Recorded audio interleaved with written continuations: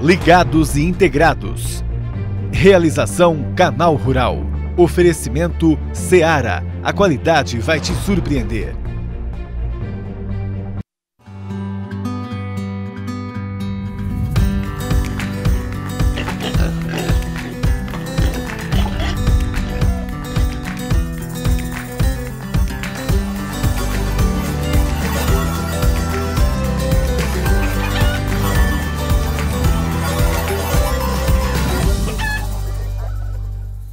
Bom dia, ligados e integrados. Olha só o que você vai ver hoje.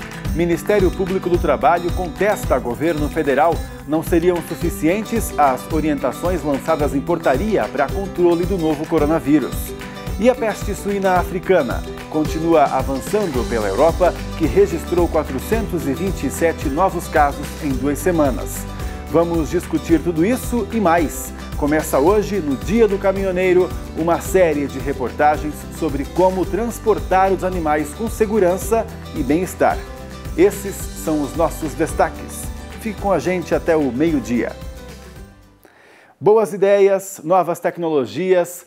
Você tem um trabalho científico que pode ajudar nessa evolução da cadeia produtiva da carne brasileira? Que tal expor na mostra oficial da Porc Expo, o Congresso Internacional de Suinocultura, que vai acontecer em Foz do Iguaçu, no Paraná, nos dias 24 e 25 de fevereiro do ano que vem. Mas atenção, até o dia 30 de agosto desse ano, o seu estudo deve ser inscrito no site www.porcexpo.com.br. Vale todo o tema: sanidade, bem-estar, nutrição, extensão rural e até marketing. Tem então boas ideias? Vai lá e boa sorte! E vamos direto para o nosso estúdio aqui ao lado conversar com a Priscila Paiva, que traz para a gente a previsão do tempo. É isso mesmo? Bom dia, Pri! Oi, Pablo. Boa terça-feira para todos nós. E já que a gente começou a semana falando de frio, vamos falar de chuva hoje? Porque temos uma frente fria atrás da outra, depois desse início de inverno, com um bloqueio atmosférico que impedia que os sistemas avançassem para o centro-oeste e sudeste do Brasil. Isso acabou. As frentes frias agora estão avançando livremente e o que a gente vê para a virada do mês, para os primeiros dias de julho, ainda é chuva significativa entre o Paraná, Mato Grosso do Sul e São Paulo. Por outro lado, a metade sul do Rio Grande do Sul, que estava com as frentes frias concentradas por lá, bem travadas, impedindo as atividades ali em campo, agora a metade sul do Rio Grande do Sul fica com um tempo mais firme. Tempo firme também em boa parte de Mato Grosso, Goiás, norte de Minas e interior do Nordeste. Mas a gente sabe que nesses primeiros dias de julho até pode chover fraco em parte do sul de Minas, sul de Goiás e oeste de Mato Grosso. Mas é aquela chuva de 5, 10 milímetros. Não dá para me esperar muito mais do que isso nessa época do ano, tá? Porque é normal não chover no interior do Brasil. Agora, em compensação, no Paraná vai chover muito. Palmas, que é uma cidade que fica ali no sudoeste do estado, tem até 100 milímetros até o fim deste mês. Olha só, muita chuva para os próximos dias. Pegando o gráfico, a gente vê que o início aqui de julho, em alguns momentos, pode ter chuva de mais de 50 milímetros diários. Depois disso, uma tendência de um tempo mais seco em julho para o Paraná, com volumes menores. Mas muito cuidado, que vamos ter aí alguns dias de temporais ainda para o Paraná. Obrigado, Pri. E o Ministério Público do Trabalho emitiu uma nota técnica contrariando aquela portaria do governo federal lançada há uns 10 dias com medidas de prevenção ao Covid-19 nos frigoríficos. Os procuradores dizem que o documento não segue orientações de órgãos de saúde. Reclamam ainda que, apesar de terem sido consultados pelos Ministérios da Agricultura e da Economia, as exigências não foram publicadas. Como exemplo, citaram a necessidade de testes da doença em todos os funcionários. Entidades do agronegócio haviam elogiado e acatado a portaria, mas agora esperam nova reunião entre as partes para agilizar um consenso. Enquanto isso, as fábricas correm risco de mais interdições. Tá até difícil acompanhar esse abre e fecha de frigoríficos aqui no Brasil, né? E o quanto isso realmente ajuda o trabalhador e atrapalha o Brasil inteiro, seja no abastecimento ou na economia. Vamos conversar com quem entende? Wagner Yanagisawa, bom dia para você. Olá, bom dia, Pablo. Bom dia a todos que nos assistem. Grande prazer mais uma vez estar aqui com vocês. Obrigado por ter vindo. Wagner, de acordo com o que você tem reparado aí, o Brasil agora, inclusive, teve uma alta aí nos preços um pouquinho, né, durante os últimos dias. Essa situação do nosso abastecimento, do nosso processamento, né, que vem antes, você acha que em que ponto desse abre e fecha pode acabar atrapalhando, hein? Bom, a gente começou agora, nesses últimos 2 meses, um período de recuperação com relação à produção e preço também. Então, a gente vê níveis de oferta e demanda mais equilibrados, né? Talvez um nível de demanda um pouco maior. Então, isso está dando esse sinal de recuperação nos preços. O mercado externo continua realmente muito bem. O mês de maio foi fantástico para suínos, foi recorde mensal. Para frangos também, foi recorde para o mês de maio com relação às exportações, o maior volume também dos últimos 22 meses.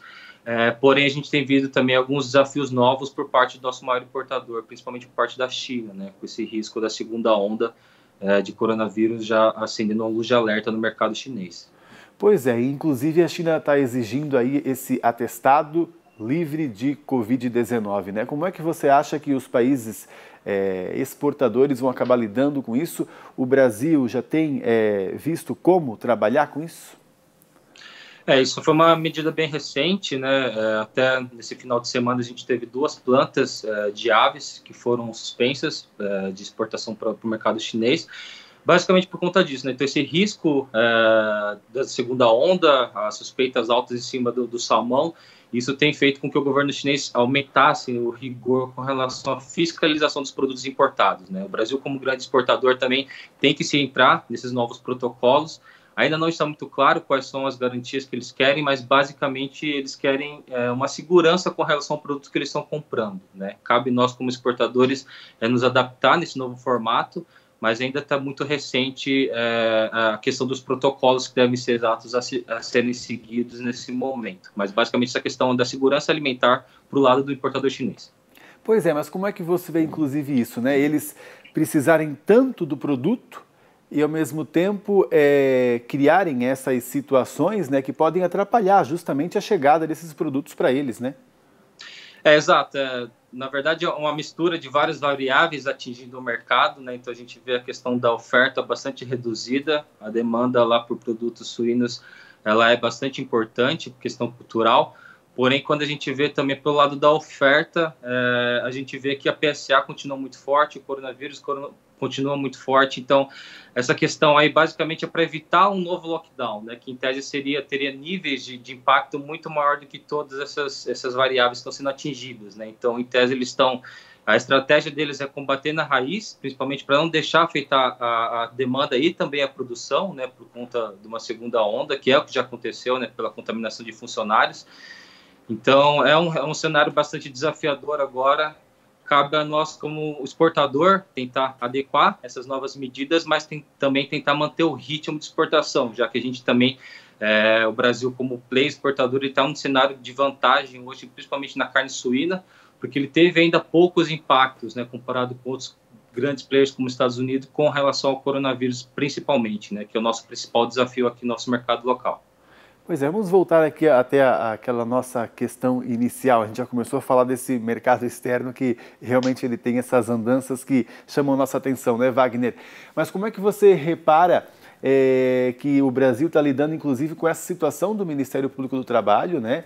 Esses fechamentos, aberturas, interdições parciais, por enquanto não atrapalha ainda nossa produção e abastecimento?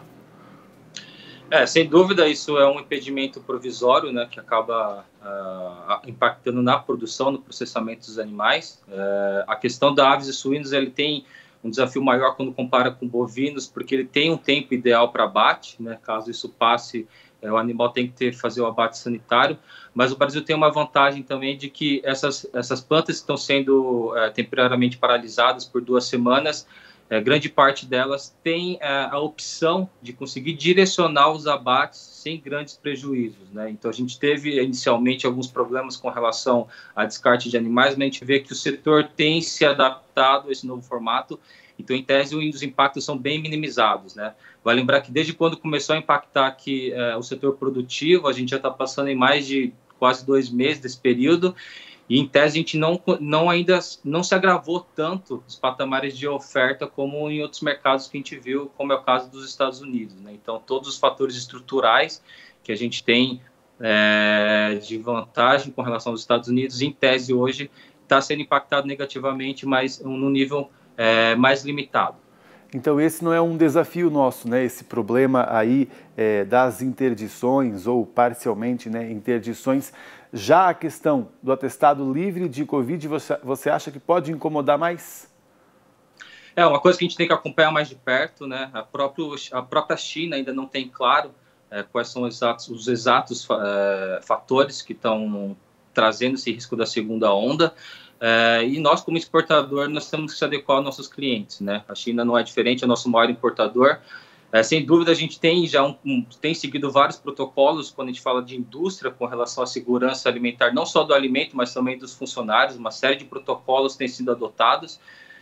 Então, acredito que no curto prazo aí a gente deva contornar essa situação e manter o ritmo normal, principalmente dos fluxos internacionais, né? Que a gente está numa posição realmente muito confortável com relação às exportações.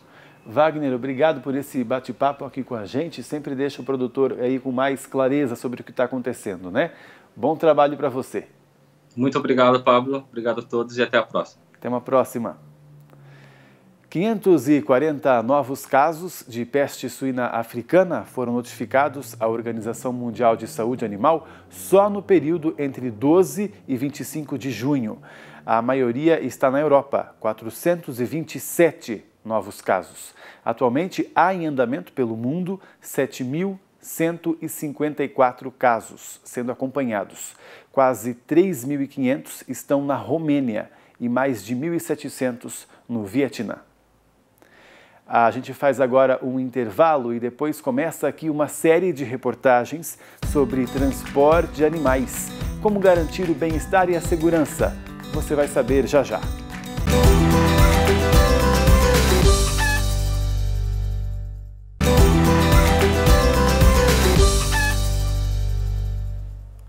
São tantos cuidados para garantir o bem-estar dos animais na cadeia de proteína. Com os frangos, por exemplo, começa na granja de matrizes. Depois, eles vão para o incubatório, em seguida para a granja e entre um lugar e outro há o transporte. Como levar e trazer com segurança e conforto? É um trabalho feito por caminhoneiros. Hoje é dia deles. Esses profissionais que carregam o Brasil. E para homenagear, nós vamos começar a exibir aqui uma série de reportagens. Vamos à primeira? Júlia Fabre, bom dia.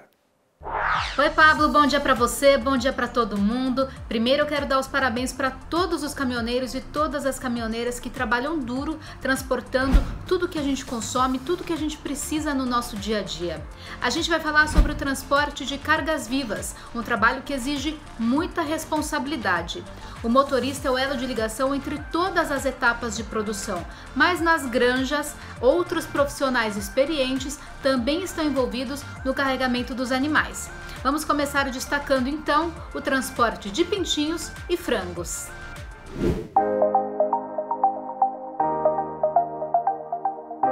Nós vamos mostrar hoje mais uma etapa do processo da logística agropecuária. E a gente considera uma das mais importantes, que é o transporte de pintos. Já na chegada do incubatório, ele já recebe informações, procedimentos de segurança. Olá, eu sou Angélica Colicelli e sou veterinária sanitarista de matrizes de frango de corte e incubatórios. Hoje estou aqui no incubatório de Monte Negro, onde vamos falar um pouco sobre o bem-estar animal no transporte de pintos de um dia. A começar pelas caixas de transporte de pintos. Essas caixas têm tamanho adequado para caber 100 pintinhos dentro, que é o que a gente coloca para garantir o conforto desses animais. Os nossos caminhões que transportam os pintos, eles também são equipados com sistema de aquecimento e de refrigeração, onde que possuem exaustores, ventiladores, umidificadores e termômetros que controlam a temperatura. Tudo isso para garantir o conforto térmico. Os caminhões também possuem prateleiras, que é como dispomos os pintinhos distribuídos para que todos tenham o mesmo conforto térmico. Já o motorista Jefferson transporta frangos vivos. Antes de seguir para as granjas, ele retira a ordem de carregamento e confere a documentação de GTA, a Guia de Transporte Animal, que é obrigatória por lei. Nas granjas, o supervisor Maurício mostrou como é realizada a apanha dos frangos que serão transportados para os frigoríficos. Mas antes, a primeira coisa que deve ser feita ao chegar é o registro, ou seja, assinar o livro de entrada, onde constam informações importantes para a gestão e controle sanitário. Seja alguém da área administrativa, da equipe de carregamento ou do transporte, todos obedecem ao procedimento antes de entrar na propriedade. Eu já estou paramentado para poder adentrar na propriedade.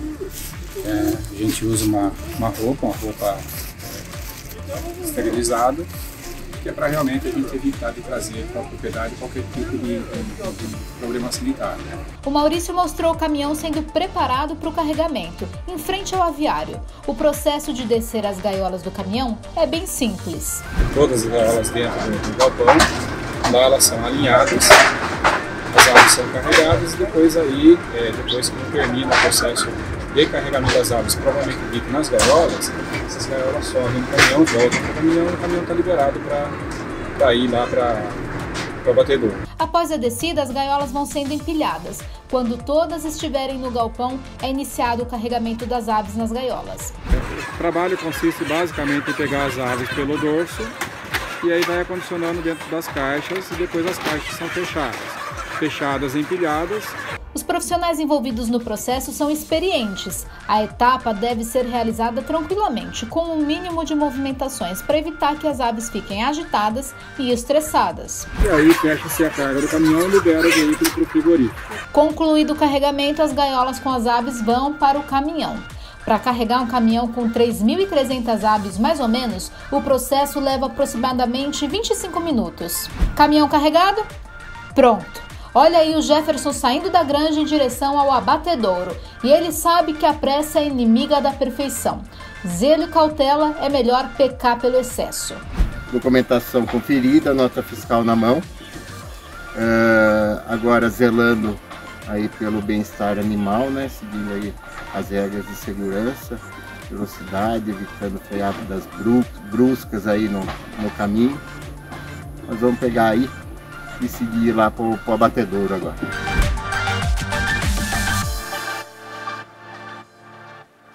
E esse papo aí que foi iniciado com o Jefferson, a gente continua agora aqui no estúdio também com o Wagner. Ele vai contar um pouquinho para a gente dessa função aí, que não é tarefa simples transportar pelo Brasil, a gente sabe, ainda mais carga viva, né, Wagner? Bom dia para você. Bom dia. Wagner, conta pra gente, você antes já tinha experiência como caminhoneiro, já é de muito tempo, não? Assim, inicialmente a gente começou na JBS em 2015, o transporte de frangos vivos. E em 2016 em diante que a gente iniciou no transporte de ovos e pintinhos, onde que é nosso foco principal hoje dentro da JBS. Ah, então você foi avançando de fase aí cada vez mais difícil, né? Começou como caminhoneiro, depois como caminhoneiro de frango e depois de ovos e pintinhos, que é, eu imagino, mais difícil, né? Tem que ter um cuidado a mais, tem que ter os motoristas mais treinados, com certeza. É um serviço um pouco mais delicado, mas bom de ser feito também.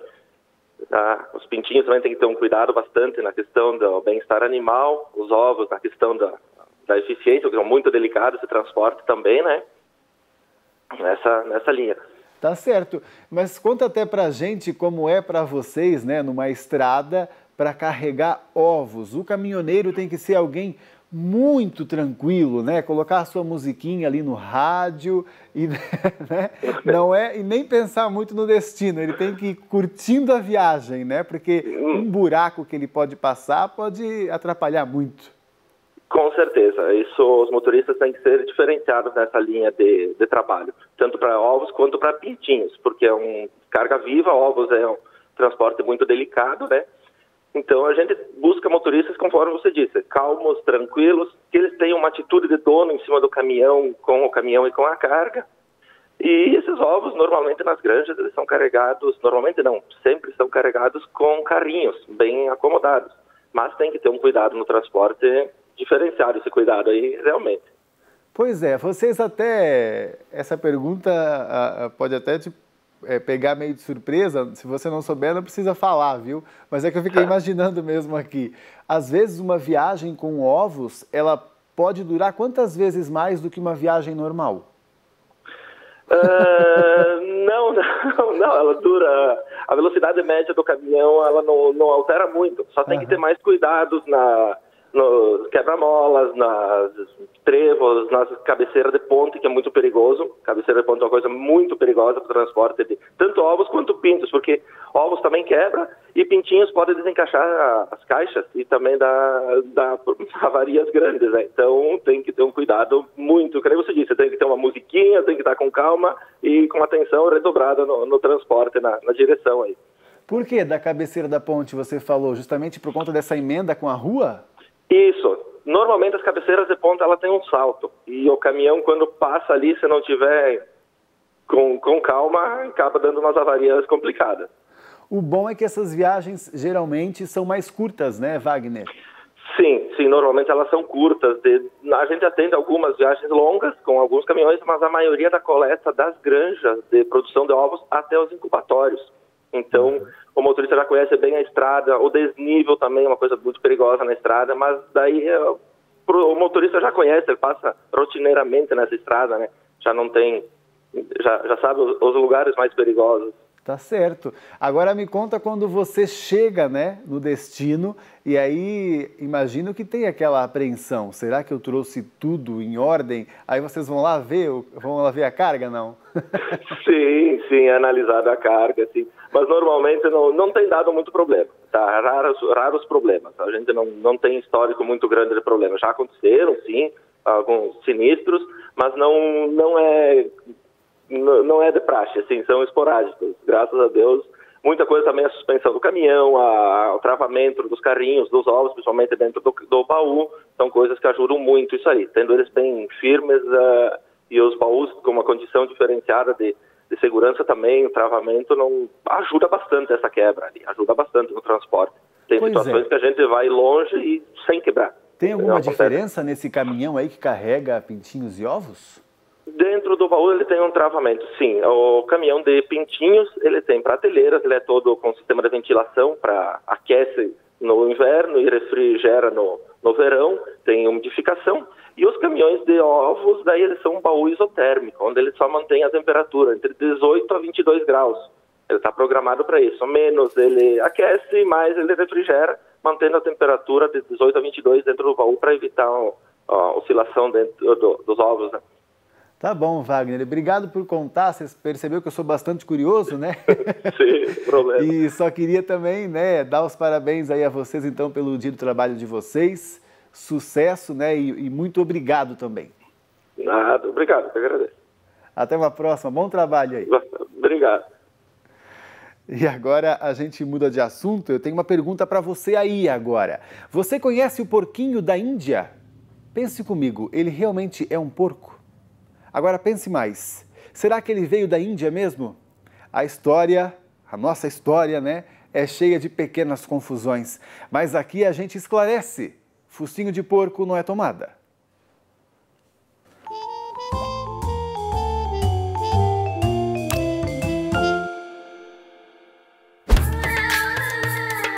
Apesar de ser fofinho como um porco, olha aí, esses dentes não enganam. Pois é, o porquinho da Índia, na verdade, não é parente dos porcos, e sim das capivaras e das preás. Aliás, o porquinho da Índia tampouco vem da Índia. Ele é daqui mesmo, da América do Sul, e é facilmente encontrado nos Andes. Mas é que antigamente os europeus chamavam as Américas de Índias Ocidentais. Aí o nome pegou, né? O porquinho da Índia foi levado para a Europa, inclusive, e por lá virou bichinho de estimação.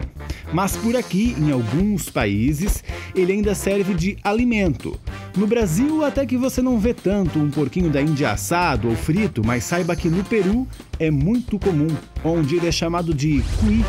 O porquinho da Índia é um prato muito apreciado e popular entre nativos e turistas, pelo sabor e pelo rico valor nutricional.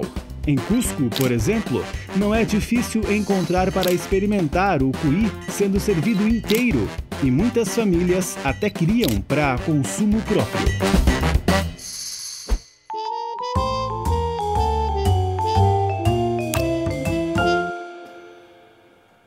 Obrigado pela sua companhia, viu? Então a gente se vê amanhã, né? Quarta-feira, 11h30 da manhã, aqui no Canal Rural. Boa terça, tchau, tchau.